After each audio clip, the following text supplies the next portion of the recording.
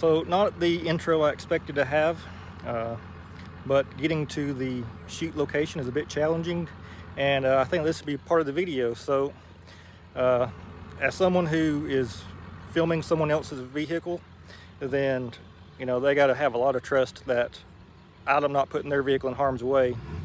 And let me show you what we're working with here. So it's an F350 on 30s, and we had smooth sailing through grass up to this point, and now we have a lot of jagged rocks, but there is a path through here that he's going to try to squeeze through.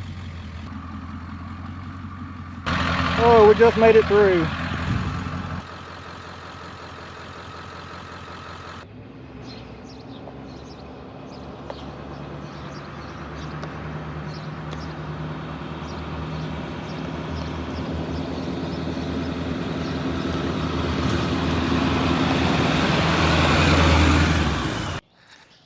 Well, Lee, I appreciate you coming out, and as the intro showed, it wasn't an easy task to get down here. Yeah. But appreciate you trusting me to get you through there without damaging the truck. For sure. But again, if y'all didn't hear, so I'm here with Lee today.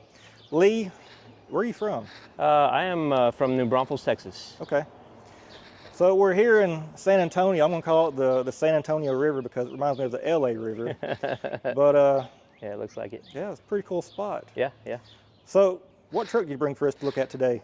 This is my 1994 Ford F350. It's got the 7.3 Powerstroke in it.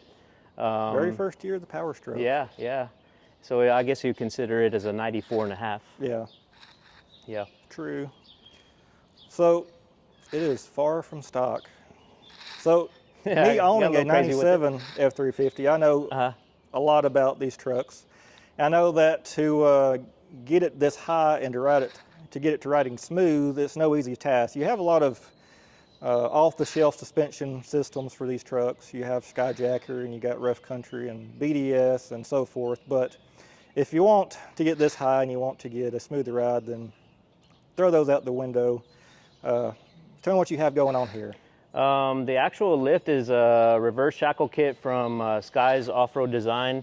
It's actually a 4-inch reverse shackle, and the reason why it sits so high is because I got custom leaf springs made for it. When I first initially lifted it, we had it around 10 inches, and then it didn't clear the tires that I had on it at the time, so we had the leaves sent over to a leaf spring shop, and then from there they custom designed it on how high I wanted it. Okay. And that's where I got that. I think it sits roughly around a 13-inch lift. Okay. So you said it was the 3-inch reverse shackle kit? 4-inch. 4-inch reverse shackle. Okay. I know they also offer a 5-inch. These are these the super duty length springs? Yes, okay. Yes, it is a Super Duty conversion, Super Duty leaf conversion. So I was doing it for the ride quality or improvement, but with leaf springs, there's not much more you can do to make that happen. Yeah, I can remember. I've been on the Powerstroke forums before Facebook kind of killed those off for many years. I can remember when they was taking the regular 3 and 5-inch reverse shackle kits, and you had to tilt your reverse shackle bracket forward to give you that correct length you needed, because the Super Duty springs are longer springs than the OBS. Yes.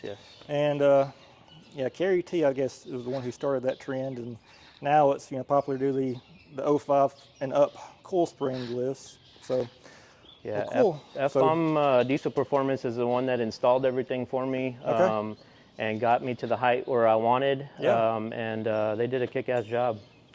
What do you have going on in the rear here? So a guy out of Albuquerque, New Mexico, I ran into him through Instagram, and he kind of got to talking, and he wanted to do some traction bars for me. Yeah. And we got to talking, came up with a design, and that's JP Fab out of New Mexico. Okay. He did the inlays on it, and then actually after that we kind of came up with the design for the tower speaker bar in the rear. It kind of matches the traction bars. So that was actually the first of, that's one of one, I guess, He now has another model that he does through, he makes it aluminum, but that was the first bar ever made. Me and him came up with a design, and it's doing real well for him. Very cool. Yeah. What's your wheels and tires setup?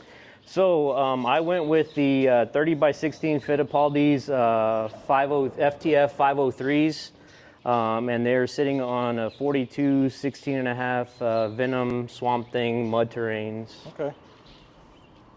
I got the True Spike lug nuts and then the actual floaters. Gotta do the floaters. Yeah. Gotta have those. Yeah, that was a nice touch. All right. So I see you got your axle dump exhaust. That was a F-bomb also, and it actually has their logo on the actual tip. That's a tip that they sell. Cool. What else you have going on? Say under the hood, as far as you got exhaust. Is it a turbo back exhaust? Yes, it's a turbo back exhaust. Pancake downpipe.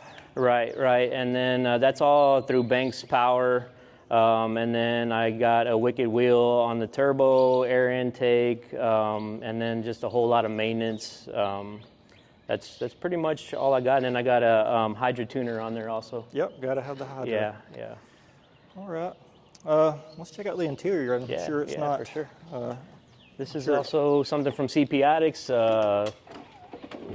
amp steps. So those were something that they didn't make at the time. So I got to talking with CP Addicts, and they came out with a new kit, or they sell a kit for it, and then they got me all set up. So it's one thing that I didn't know I needed, but it's hell of a nice, it's nice to have them. Yes, it is. And then they did decked out factory, made the custom mats for it with my truck name on there and logo.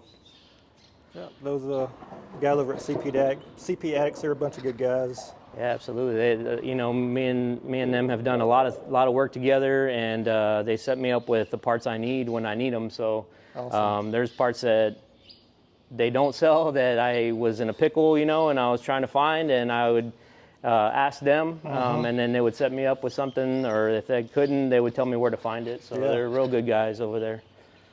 But with the interior is we did a 2017 seat conversion.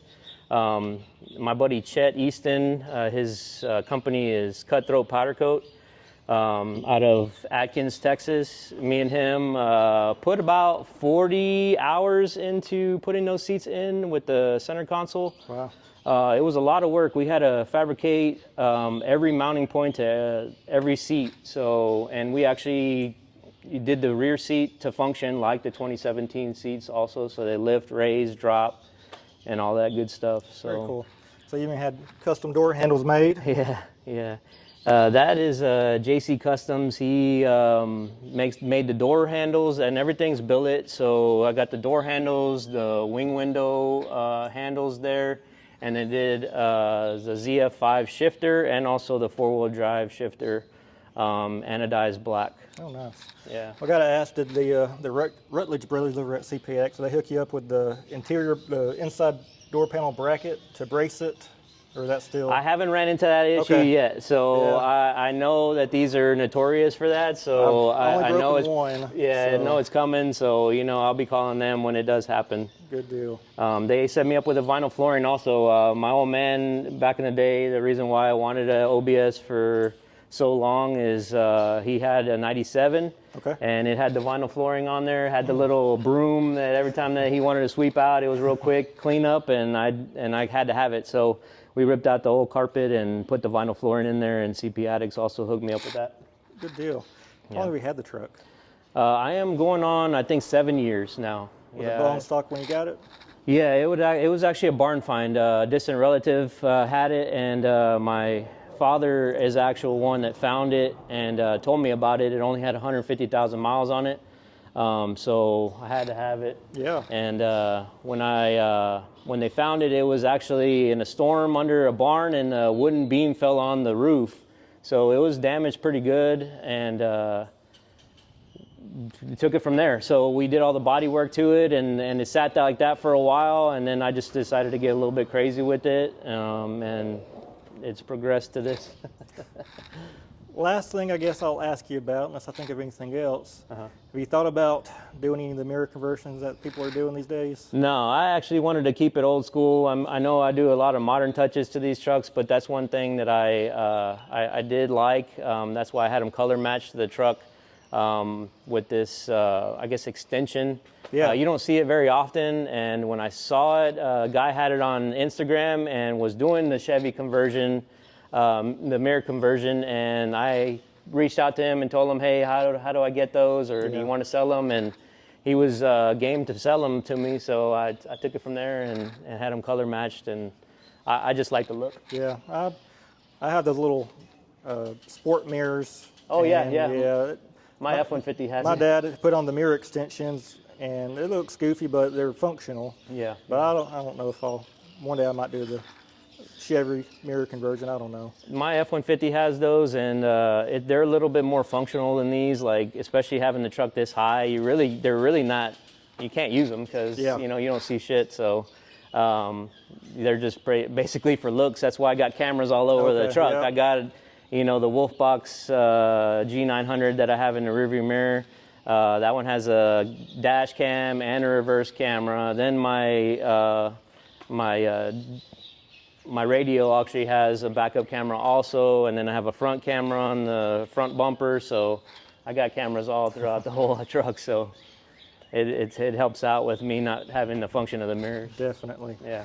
Last thing I will ask you about, let's walk around to the front of the truck. Okay. Your grill, I feel like probably going to have some comments on the grill, so let's go ahead and answer those before. Everybody's going to have their love-hate for this truck, but, I love it, so that's all that matters. But the grill is actually a royalty cord grill. It's actually a grill insert, so this is actually the OEM grill. Okay. And you have to cut out the center to insert that. And then I had JP Fab that does all my fab work in New Mexico. He did the custom grill emblem for me also. So right. Cool deal. Well, I will say the one thing that I would change about this, I'd put, the nice Alabama logo right there. Other than that, though, I mean, it'll do. Yeah, this truck is all themed throughout in Texas form, so that's where the name TexLink comes from. So Well, it definitely fits the trend as far as everything's bigger in Texas. Yeah. Well, okay, Lee. Well, I appreciate you coming out and doing this for me, and like I said, trusting me that we could get down here safely. But it was worth it, man. This is a cool spot. Very cool. Yeah. All right. Well, flip this around, and I'm going to tell y'all thanks for watching, and leave a comment down below. Let me and Lee know what you think about the truck and this location. But this might be my last video in Texas. But I appreciate y'all watching. Until next time, I'm out of here.